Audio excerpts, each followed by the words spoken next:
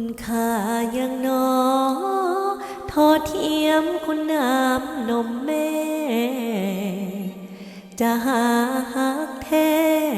ใส่มาทอฮักแม่เฮาบ่มีทุกใดอยู่ใส่ทอทุกแม่เจ้า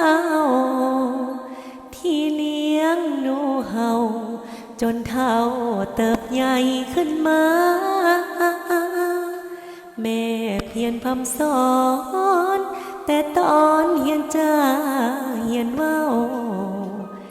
ตาบจนเถิงเท่าวัยห่ำเฮียนศึกษาสิ่งใดดีแม่คอยสีนำพาหวังวันข้างหน้าเอาไว้เห็นลูกได้ดี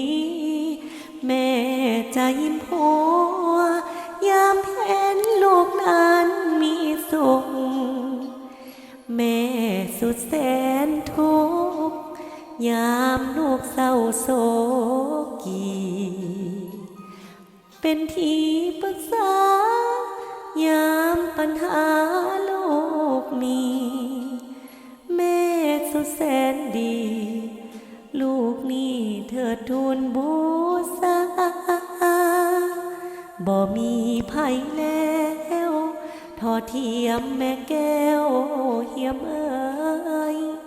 ลูกนี้บอกเคยที่จะคิดลืมลาลูกขอปฏิญาณไว้ว่า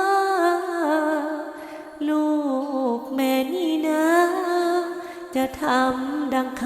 ำแม่